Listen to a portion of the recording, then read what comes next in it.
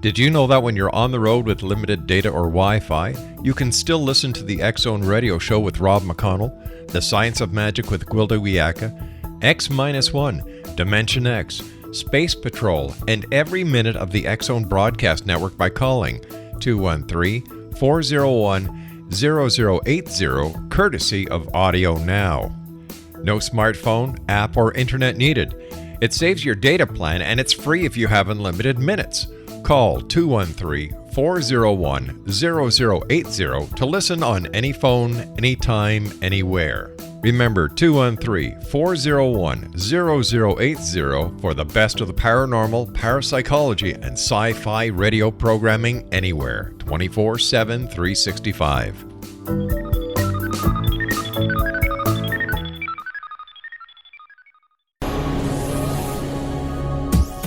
This is the X-Zone Broadcast Network, broadcasting worldwide on broadcast affiliates and satellite program providers, including CNN Broadcast Network, Sirius Satellite Network, Star Media, Good News Radio Network, Angel Broadcast Network, Wiki Broadcast Network, and WPBN TV. For more information on the X-Zone Broadcast Network, visit us at www.xzbn.net.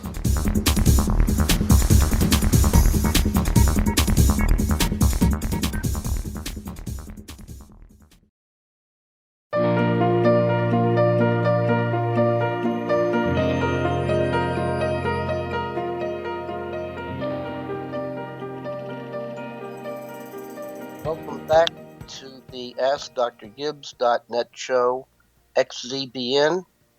I'm going to continue on discussing the breadth and depth of synchronicities. More particularly, I'm going to deal with alternative synchronicity theories today and their practical application.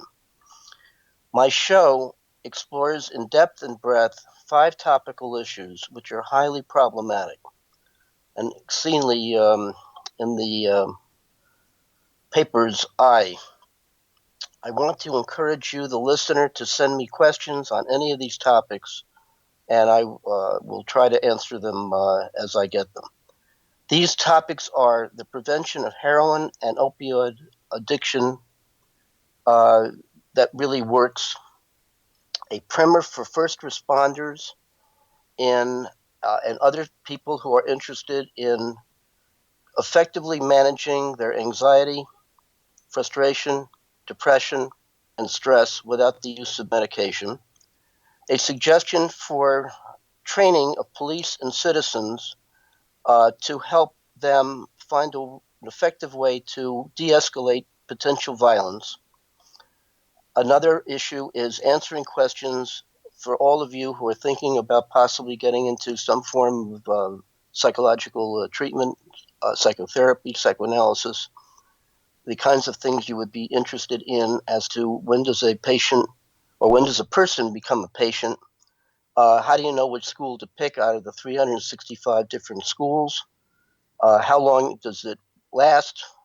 Does change come about? How does it come about? What is it? And how do you end? And so forth. And then the final topic that I have been exploring in depth and breadth is the nature and uses of meaningful coincidences. Today, I will focus essentially on 2 alternative theories, one being Jung, whose theory dominates the synchronicity scene by about 95% to 5. And then there are a few people like me in the 5% range who have a radically different alternative form of synchronicity theory, and that I will present the 2 and contrast and compare them. Some of you may wonder why I seem to be spending so much time on theory building or theory describing, and feel that you're a little put off by what may seem to be overly intellectual or heady, and want to get, or understandably want to get to the meat and potatoes of what do you do with these things, and how do you apply them in your own life if you are so interested.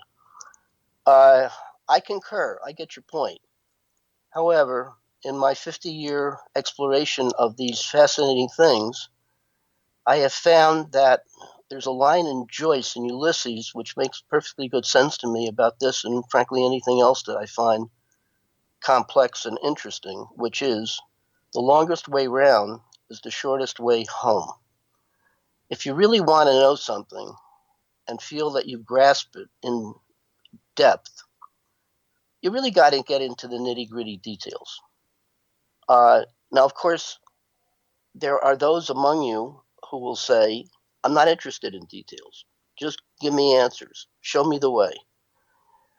That's fine. That's how I started with this topic and found that while I felt giddy almost at times, when I had synchronicities and felt that I was actually being guided by what I felt at the time were spiritual messages from some transcendent external source, and having wanted answers to important questions, I found that when I had synchronicities, it seemed to be that I was being fulfilled in my urge to get answers. And that was nice until I discovered that it wasn't really working. The answers were confusing. It was sort of, most people will describe their attitudes to being or to having synchronicities as being on the right road, or it feels like there's a validation that if you're stuck with choices, that if you go this way or go that way, it seems to validate your choice. It gives you hope. It gives you a sense that you're not alone. You know what I'm talking about, and this is all fine.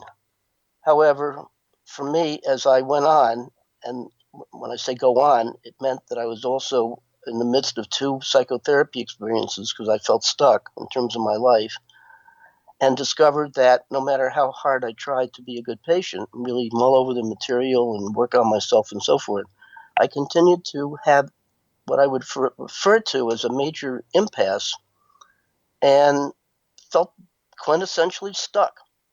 Now, this was also in the context of my having discovered the esoteric occult in the form of an immersion in what I would call occult pathways, meaning esoteric astrology and tarot and I Ching. We will have to continue on at the end of this break.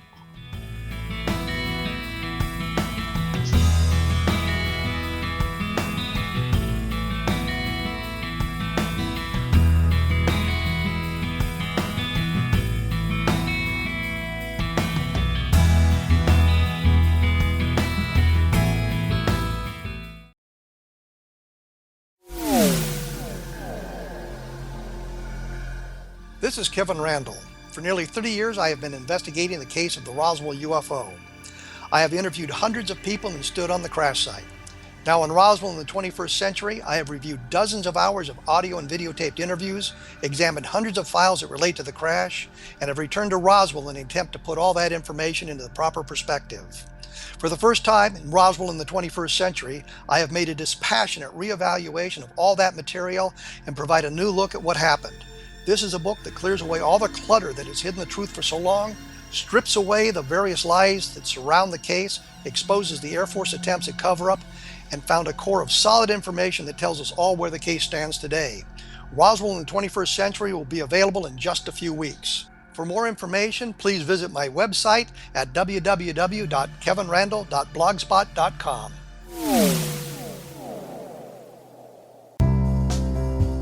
Gibbs A. Williams, Ph.D., is a practicing psychoanalyst, supervisor, researcher, and author in New York City. Much of his life has been dedicated to understanding nature and the uses of meaningful coincidences or synchronicities. His radical and original non-Jungian, non-mystical, non-magical theory of synchronicities illuminates much of the fog surrounding this challenging and perplexing topic. His ideas and manners are fresh, presented in a style that is both entertaining and highly informative. He is also an expert on crisis intervention, specially focused on violence reduction for the police and citizens, mastering anxiety, frustration, and stress without the use of medication, and effectively preventing and treating heroin addiction. Dr. Williams can be contacted at his email address at gwwilliamsny11@aol.com or visit his website at www.drgibbswilliams.com.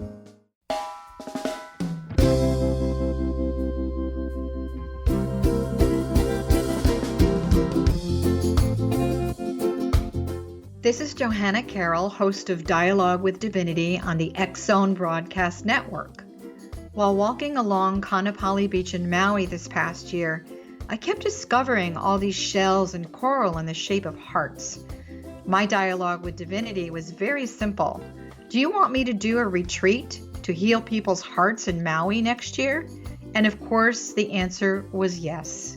As a master spiritual teacher, I am offering you a neat retreat called Rise, May 8th through the 12th, 2017, and the chance of a lifetime to rest at a 5-star resort for 5 days and experience a spiritual renewal of your heart and soul. Kaanapali is one of the top 5 beaches in the world. This stunning resort has undergone a $40 million renovation. I walked the entire property, checked out the room choices on your behalf, and I must say it is stunning. Our conference room faces the ocean with sliding glass doors. Maui is known as Mother Maui because it is a soft, gentle, healing energy. In the embrace of Mother Maui, you will feel yourself rising from the limitations of an ordinary life to an extraordinary journey of peace, bliss, and harmony. A greater sense of clarity. Our Rise retreat ignites renewal in the sacred elements of air, water, earth, fire, and wind. There's plenty of free time to enjoy all that Maui has to offer. A small deposit is required now to reserve your space, as this retreat, it will sell out. For more details, please go to johannacarroll.com and register today. Aloha, and I'll see you in mystical Maui.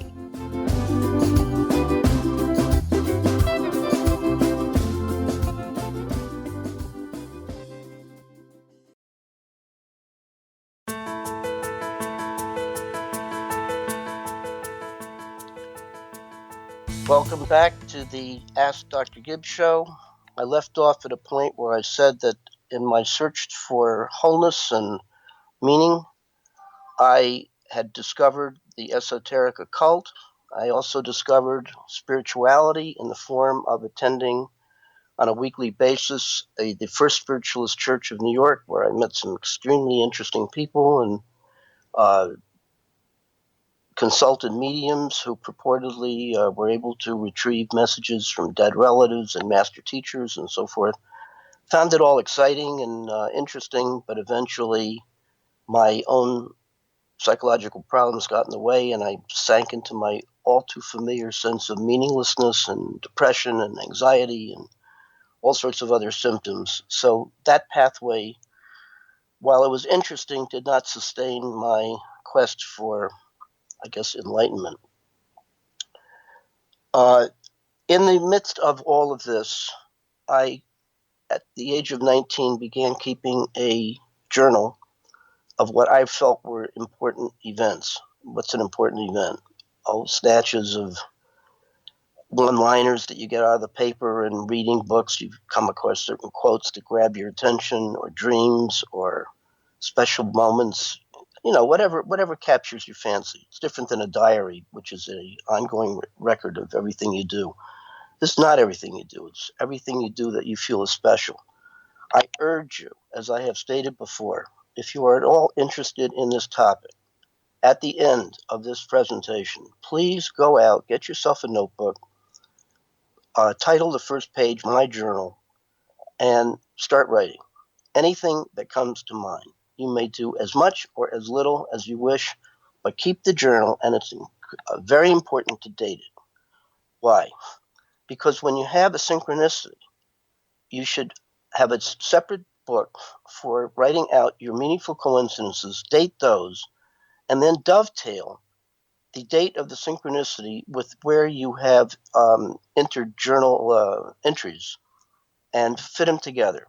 I'll explain why as we go on. I also indicated that there are essentially 5 different perspectives or attitudes to your experiences of synchronicities. The first is simply noting them, collecting them, sharing them.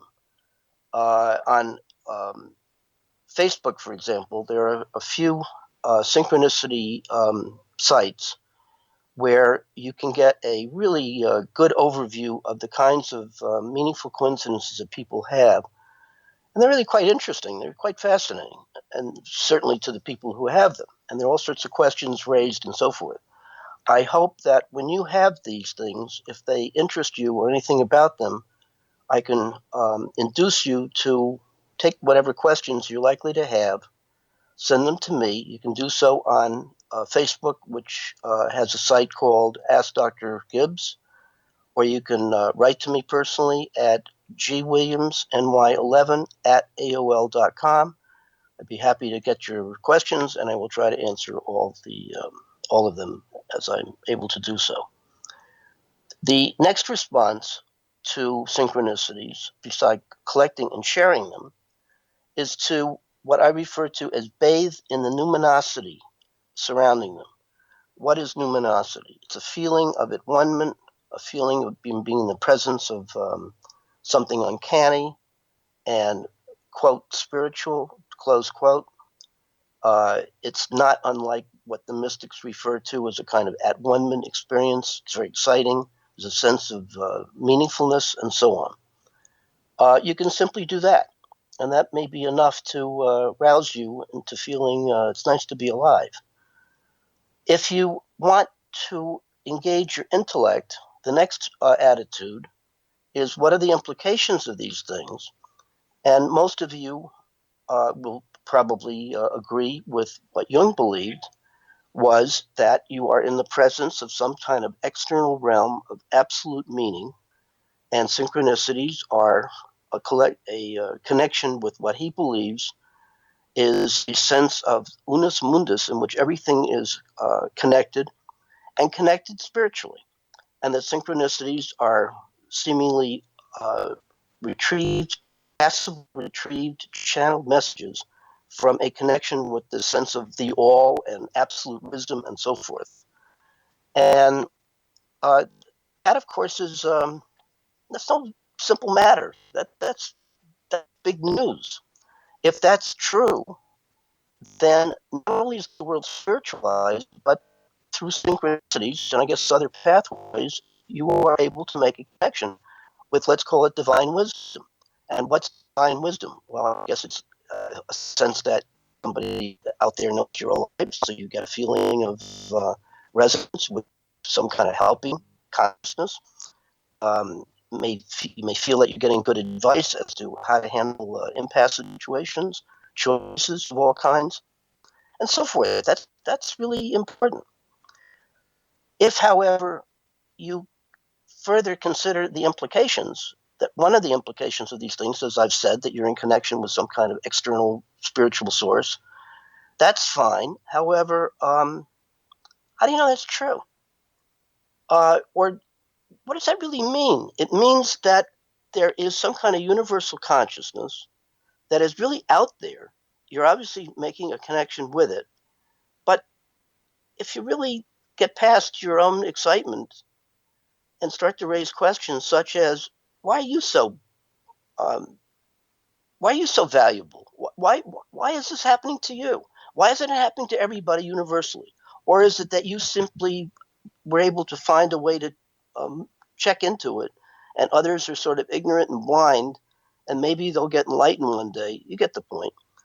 Further, if you're getting a message, who or what are you getting a message from?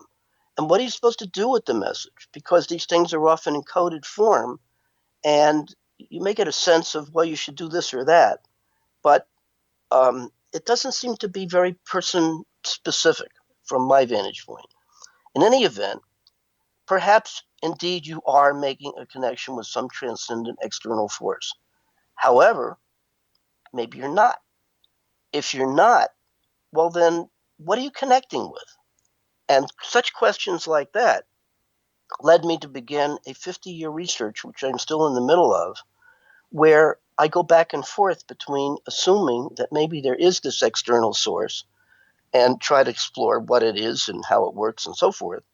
However, at the same time, raising the question of what if there's not, then there are more questions raised than answered. And from my vantage point, to give you a sense of where I'm coming from, I believe that you, in fact, are the source of your own messaging. And that ultimately, the bottom line is that as a way of breaking impasses, because these things seem to start in a context of being stuck with some problem, either in identity or vocational or love issues or what have you, you're stuck. And you want a sense of guidance. You can't you don't know what to do. You're stalled. You can't go forward. You can't go back. You can't stay in the middle. And there's a felt sense for some kind of external guidance that will help you break your impasse so you can break out of what I think is a self-imposed trap. Well, how do you do that?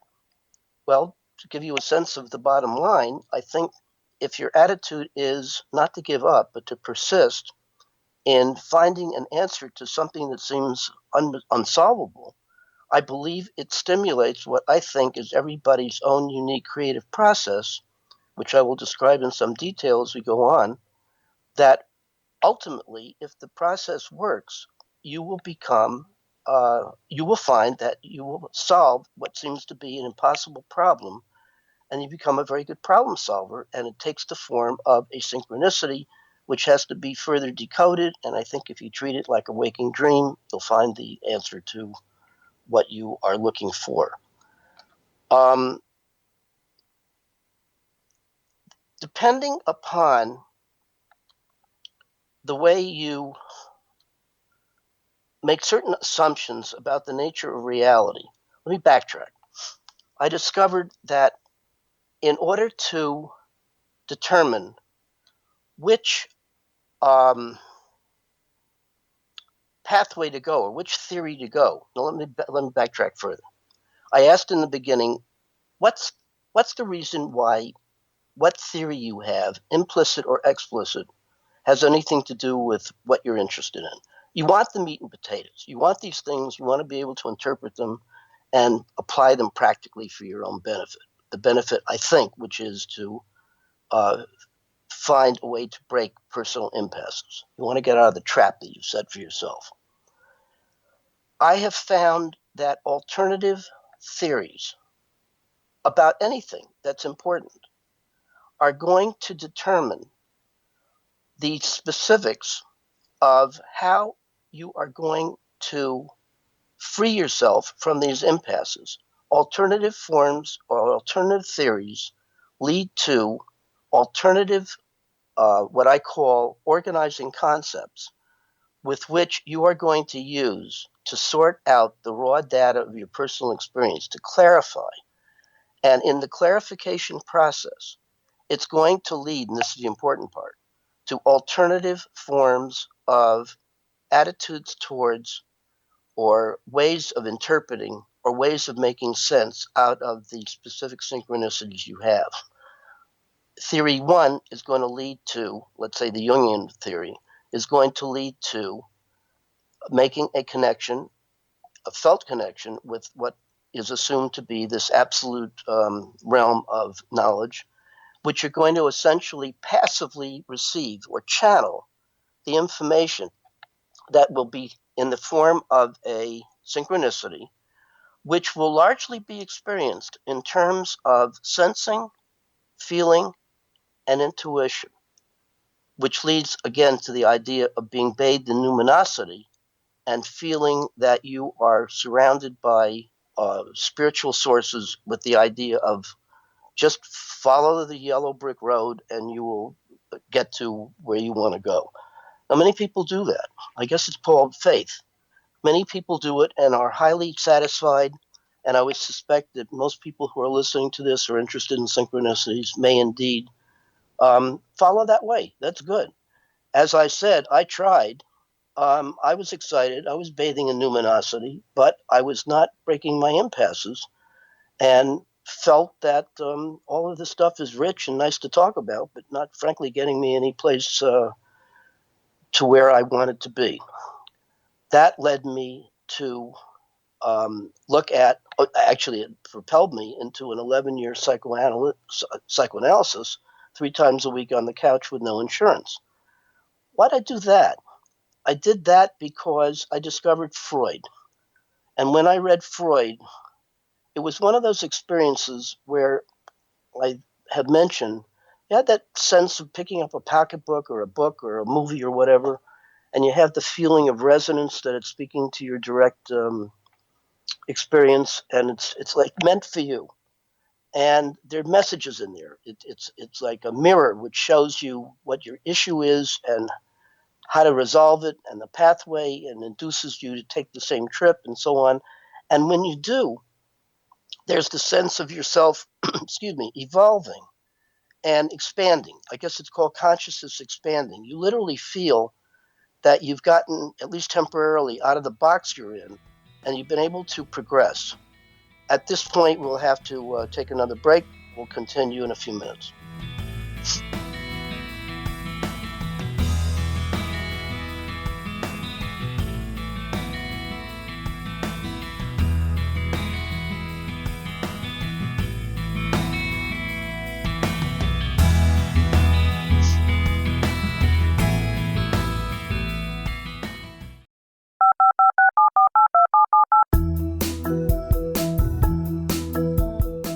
Did you know that when you're on the road with limited data or Wi-Fi, you can still listen to the X-Zone Radio Show with Rob McConnell, The Science of Magic with Gwilda Wiyaka, X-1, Dimension X, Space Patrol, and every minute of the X-Zone Broadcast Network by calling 213-401-0080, courtesy of Audio Now. No smartphone, app, or internet needed. It saves your data plan, and it's free if you have unlimited minutes. Call 213-401-0080 to listen on any phone, anytime, anywhere. Remember 213-401-0080 for the best of the paranormal, parapsychology, and sci-fi radio programming anywhere, 24/7, 365.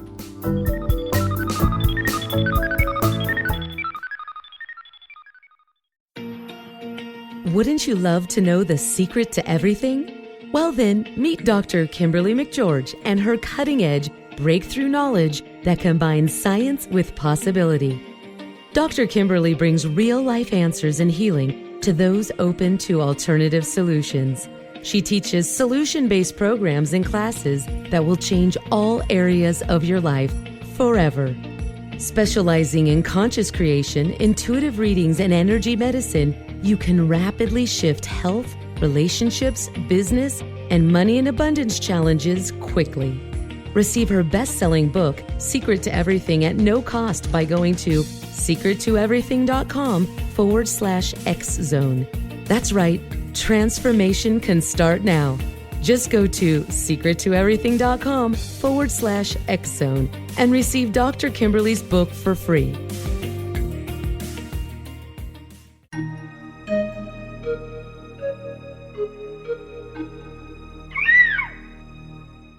While science pursues fact, magic accesses the quantum level, bridging random facts to form truth. As long as science and magic remain separate and polarized, the truth cannot be known. I'm Gwilda Wiyaka. Join me on the Science of Magic radio program, dedicated to unification and evolution of consciousness. During each episode, I'll be speaking with experienced and respected scientists and mystics. From astrologers to astronomers, from medical doctors to shaman, the scientific method to dowsing and intuition, we'll weave together information from seemingly divergent practices to promote unity and enlightenment. Join me, Gwilda Wiyaka, and the Science of Magic right here on the Mutual Broadcast Network. For more information, visit www.thescienceofmagic.net.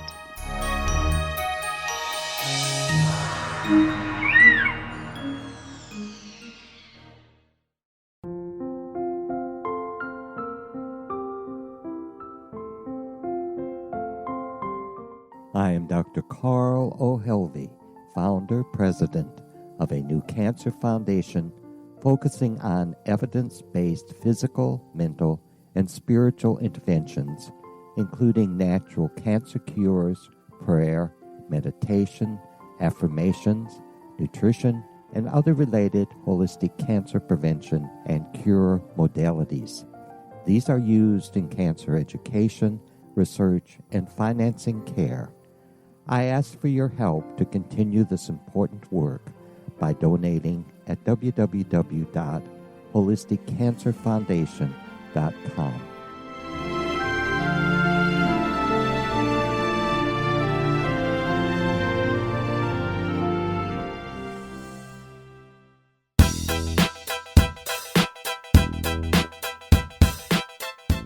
Welcome back to the Ask Dr. Gibbs show. I left off at a point where I indicated that I became increasingly aware of at least two distinct perspectives in trying to understand the nature and use of meaningful coincidences. You got the, let's call it the spiritual, not necessarily versus, but standing in contrast to what I would believe is a more naturalistic approach to understanding synchronicities.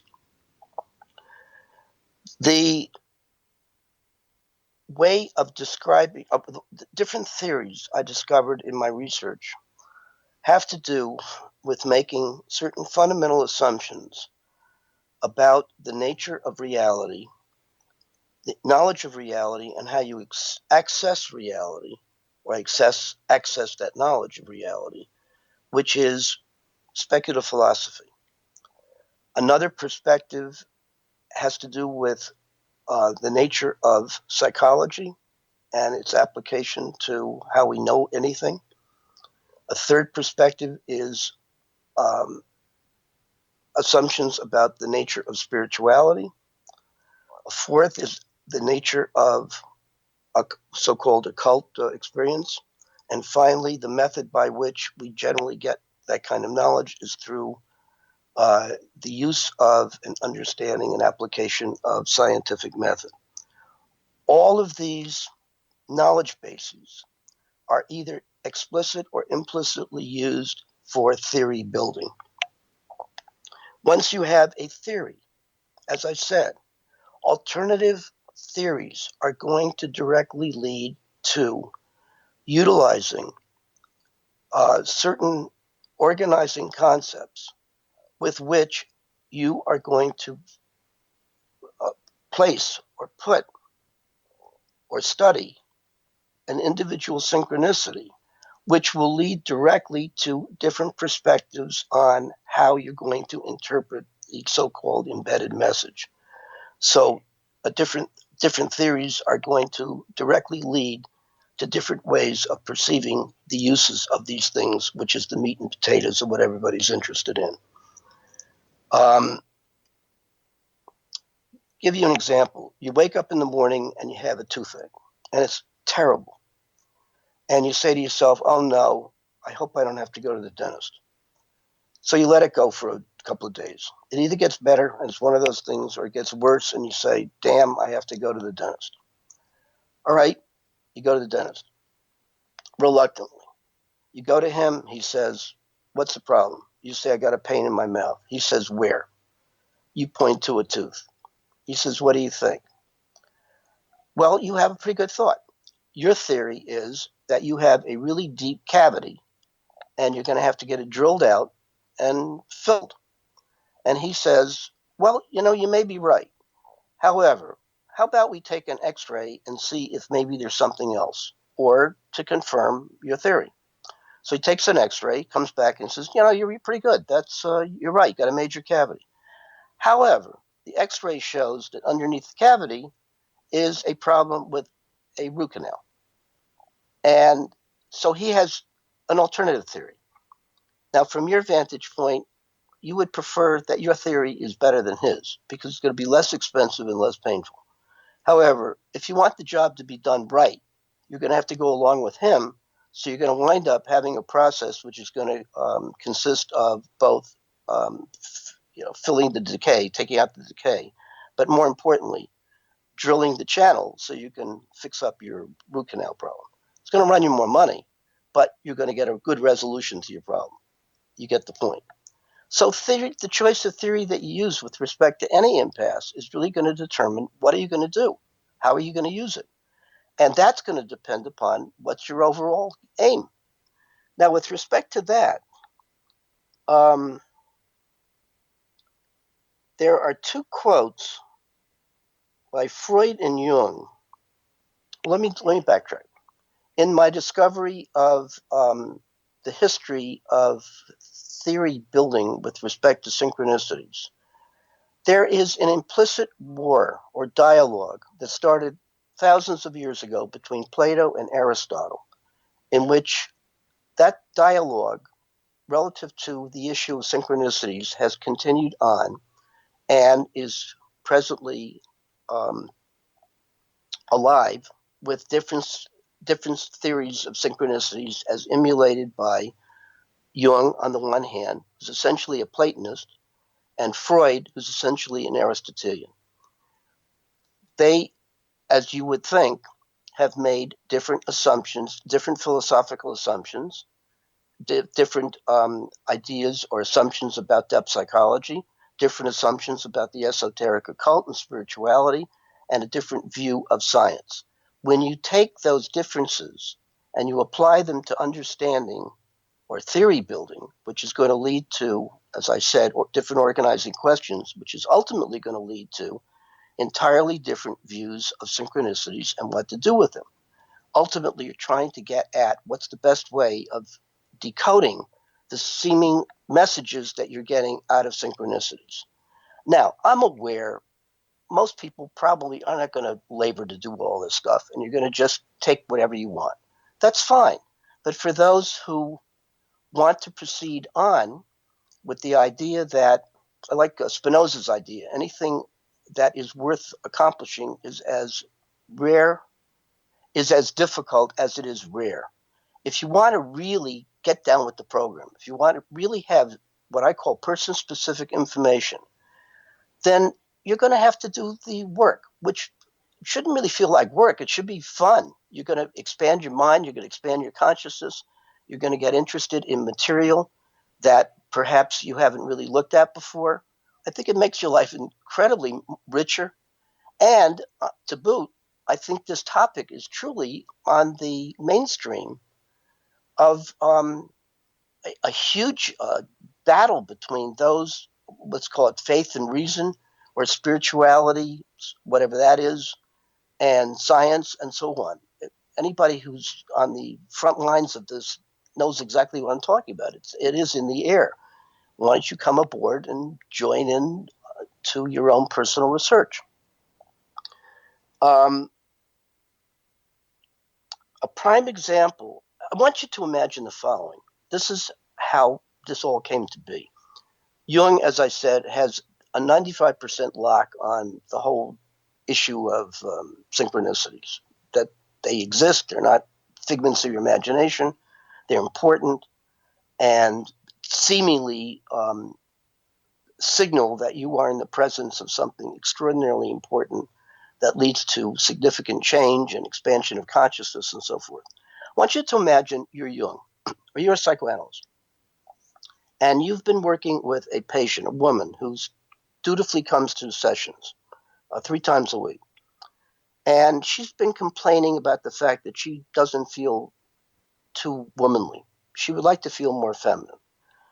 And she doesn't. That she seems to be caught up in overthinking and judging and would like to feel more sexy and soft and tender and so forth. She doesn't. In Jungian terms, she is overwhelmed by having too much animus, masculine identification, and too little anima, presumably feminine identification. So he sees her. He understands. And being grounded in Freudian psychoanalytic theory, he deduces that she's probably suffering from a defensive splitting of her experience into being able to think things, see things, perceive things quite acutely. But when it comes to adding feelings, it's, for some reason or other, it's a threat to her, and she's scared of it, and she doesn't do it. So she splits her experience into two relative to thinking and feeling, overemphasizes the thinking part and underemphasizes the feeling part, and that's called a defensive isolation of affect. so that you have no problem thinking, but you can't somehow add the feelings to it. And anybody who has this knows that this goes along with people who are obsessive compulsive or lawyer types who have to be perfect and know everything. And you get my point. And it leads to different styles of personality. Nothing bad about it. In certain ways, it's fine. You are who you are. You may have a personality type that overthinks and underfeels, or overfeels and underthinks, and so forth. Makes the world richer.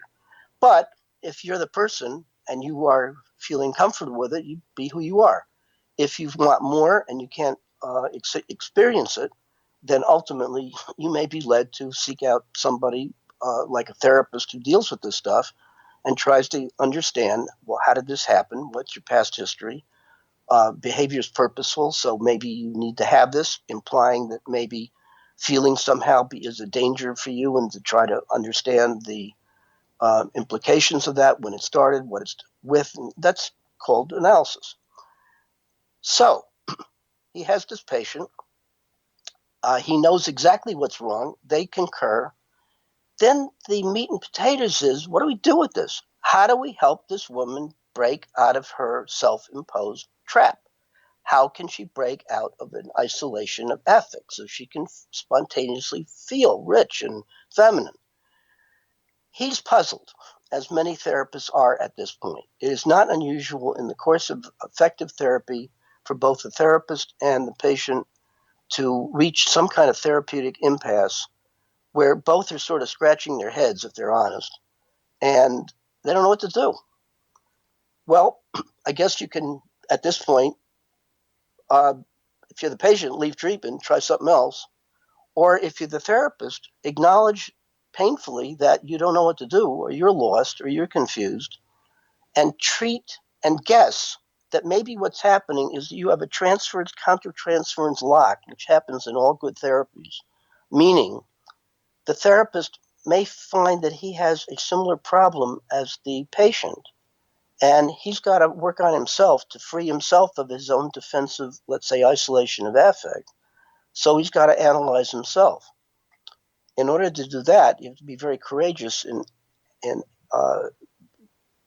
coming forth with the realization that you don't know, you're lost, and you have to obviously find some solution to your problem, or you're not going to be able to continue on, at least with that patient or other patients like her.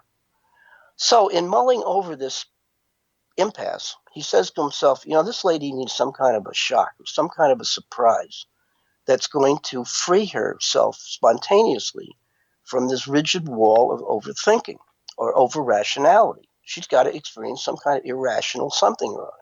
Now, that was conscious in Jung's mind. Now, note, you're Jung. The next day, your patient comes in and says, I had an incredible dream. You say, tell me your dream.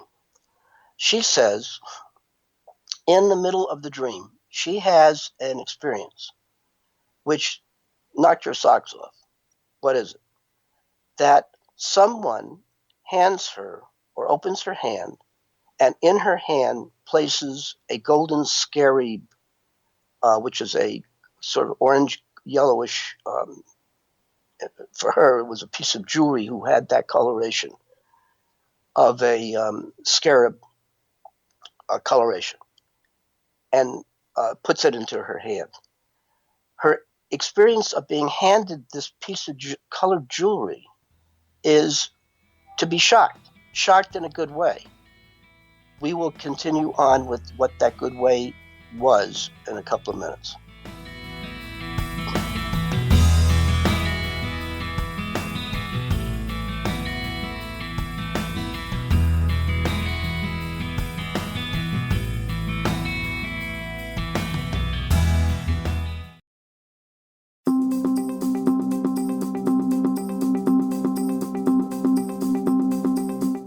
As host of Dialogue with Divinity, I am thrilled to join the X-Zone Broadcast Network and their growing number of affiliates. My quest for a connection to the divine ignited my successful career path as an international spiritual counselor for over 40 years, and author of 4 books, and well-known metaphysical educator. My clients call me their spiritual mama. So my job is to offer you a radio show to help you grow spiritually with wisdom and get specific tools from guests who are experts in their field. Tune in to Dialogue with Divinity and be part of the conversation with Spirit. My goal, your happy soul. For more information, please visit my website at johannacarroll.com.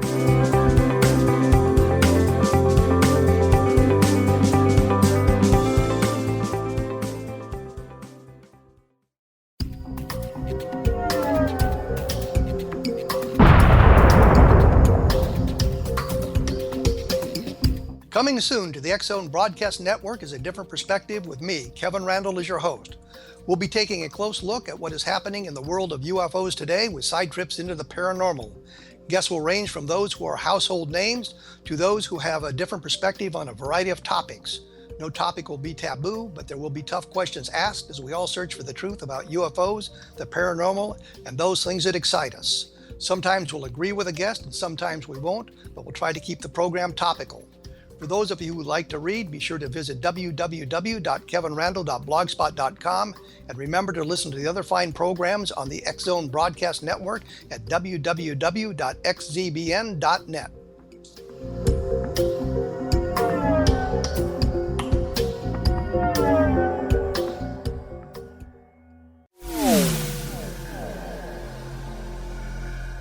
This is Kevin Randall.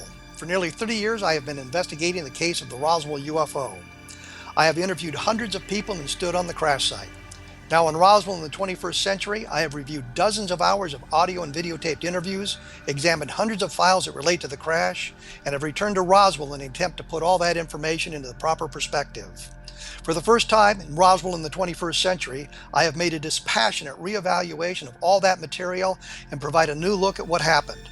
This is a book that clears away all the clutter that has hidden the truth for so long, strips away the various lies that surround the case, exposes the Air Force attempts at cover-up, and found a core of solid information that tells us all where the case stands today. Roswell in the 21st century will be available in just a few weeks. For more information, please visit my website at www.kevinrandall.blogspot.com.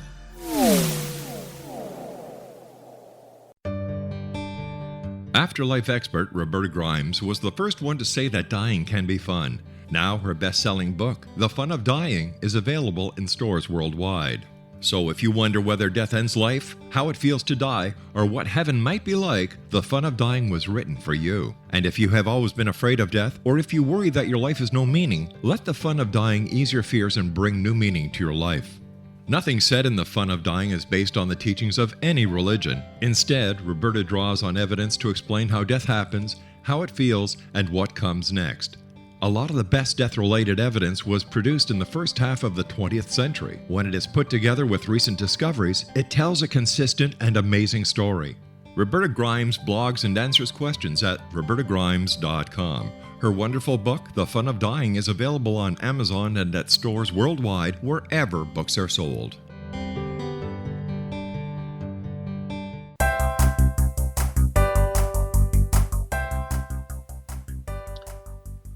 Welcome back to the Ask Dr. Gibbs show.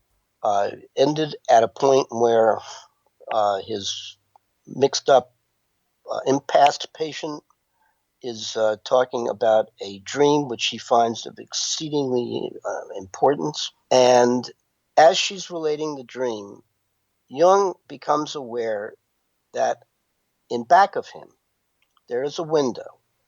And tapping on the window is some kind of a bug-like creature. And he recognizes, because he was a botanist, he realizes that what's tapping is not only a bug, it's a very special bug. He gets up, he opens the window, he takes the bug in his hand, he goes over to the patient, he takes her hand and sticks in this beetle, and he says, "Here's your scare reap." And she is shocked in a very good way. Well, what's that all about? Well, it wasn't just any ordinary beetle. This was a scary beetle, which had the coloration with respect to that orange-yellow coloration, so that it matched the color of the jewelry that she had relative to her dream of the night before. When the dream content matched the outer, Jung handing her this scary object in her hand, which was a large part of the content of the dream, not only was she shocked in a good way, he was shocked in a good way. So from my vantage point, they had a shared synchronicity.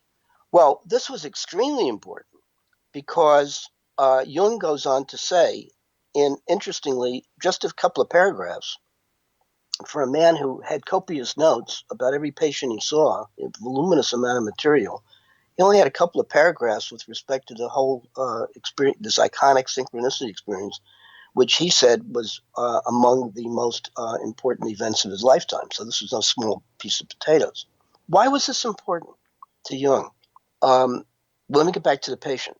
She was seemingly shocked, and so shocked that for a few moments in time, or maybe a few days, she was able to break out of this sort of crystallized rigidity of hers and really begin to experience her consciousness of being alive in an entirely different way. And from Jung's point of view, she really had a therapeutic breakthrough. And it took the form of this major synchronicity, which I think was a shared experience. It is noteworthy, it seems to me, that he does not have any follow-up, which leads me to believe that she had a temporary breakthrough, which was fine, but really didn't do the trick. And he had a problem in admitting that it was only temporary. Meanwhile, it wasn't temporary for him, because he goes on to have he doubles down on his interest in synchronicities. At this particular time, he had discovered synchronicities. He had many experiences. He had many patients who had these things, but he's sort of at a loss as to what do you do with them. And what do you do with them is exceedingly important because they seem to defy science. They seem to be unexplainable because when they happen, as I've mentioned before, they come at you like firefly flashes, and they're seemingly unpredictable and spontaneous. And science operates from the vantage point of being able to pin these things down on an experimental table. and experiments involve cause and effect and scientific method, and they seem to defy scientific method. Well, he was the kind of person who accepted what he saw, and if it defied scientific method and you couldn't seem to pin him down using principles of causality, then maybe you had to be brave enough to consider that, at least with certain experiences like these kind of things, that you have a different paradigm. You have an entirely different worldview. And in doing so, he was brave enough to pit himself against his master, Freud, and conclude that Freud's great in terms of the particular people he works with, but he doesn't work universally with everybody. And with certain patients like this woman who was called synchronicity prone, you got to have an entirely different approach. And as a result of this kind of thinking, he literally, after he had a breakdown, which lasted for a number of years, and he was able to go inside himself and conclude Freud's right up to a point, but he's not right for him. And it was during this point where he had what is referred to as a creative illness, where he, in effect, rejected the basic findings of Freud and had to create his own brand of psychoanalysis, which lasts until today. Well, what is his brand of psychoanalysis? What did he conclude? He concluded that for a number of patients, particularly older patients who were 35 plus, that they weren't complaining about what patients complained about with Freud, meaning they weren't complaining of issues of sexual dysfunction or problems with aggression. They were complaining about problems with respect to a lack of meaning. A lot of these people were highly successful, but when they got that age, 35, 40, 45, 50, they had a crisis of meaning.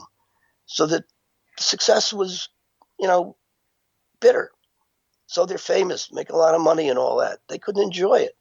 They couldn't enjoy it because in this crisis of meaning, they often felt, why am I getting up? I'm going to die eventually. Who cares? and the likes. And they felt empty and often lost. So they looked good, but they didn't feel good. And he concluded that for such people, their problem, in addition to possibly issues of sexuality and aggression, were more in the sense of trying to reconnect with what he deemed their spiritual source. And so, in his basic attitude, then, being a Platonist, was that there is this sense of unity and absolute truth and wisdom that everybody before birth is subject to. And that when you're born, the self, the individual self, fragments and forgets all of the wisdom that they had had previous to being born, and that they're divided selves, and that the central purpose in both therapy and in living is to become aware of these splits and reconcile them and plug in what he refers to as the transcendent function, which is a reconnection with this assumed realm of absolute truth and spirituality. That's neat. That's a great theory. And as I said, 95% of the Jungians believe that. So that ultimately the problem in analysis is to connect with this missing sense of spirituality and all that it implies. I went that route. I was lost. I was empty. I felt meaningless. That's why I got immersed in Jungian literature. And when I discovered synchronicities, I ate everything I could up relative to this whole idea of there may be guiding forces. I guess what I'm trying to say is it's no coincidence that people become interested in coincidences. It has to do with making meaningful connections. So people, I think, who become absorbed in the pursuit of having these experiences, and some of them trying to figure out what they all are about, are really ultimately interested in making meaningful connections, probably with themselves and their work and their impasses and so forth. Some, as I said, just go the way of faith and want experiences of numinosity and like the entertainment factors of having these things and communicating and aha experiences and so forth. Others who want more information or want to have that are aware of these implications of and ask questions is, am I really being guided? Who's doing the guidance and so forth? And if not that, then who is?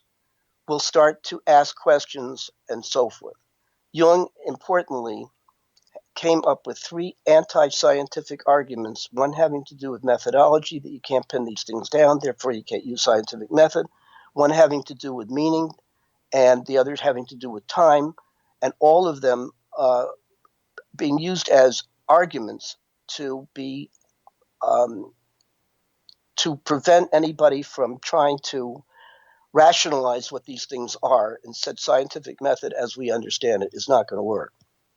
So that his theory essentially is based upon being, in a way, anti-scientific or anti-rationalizing what these things are all about, saying that, in effect, you can't have a science of synchronicities.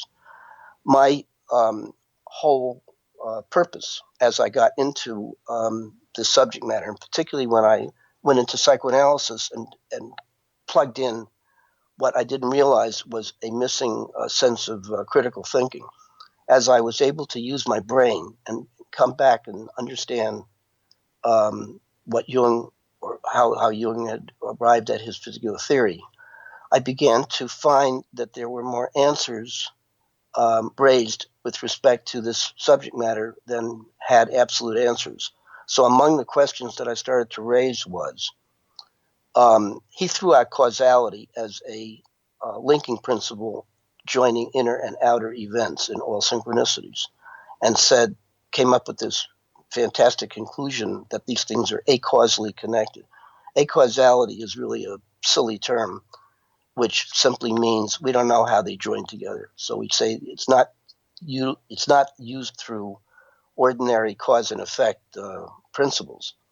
I started to raise questions like, what is the nature of causality? and what is meaning, and the relationship between cause and meaning, and the meaning of meaning, these kind of questions, and discovered that you can indeed throw out conventional causality as a linking principle to explain synchronicities. But what that may mean is you don't necessarily have to throw out the causality baby with the bath. Maybe you need to revise your ideas about causality. We'll have to leave off at this point. More of that to come next broadcast. Thank you for being part of the program. Wish you all well. Happy holiday.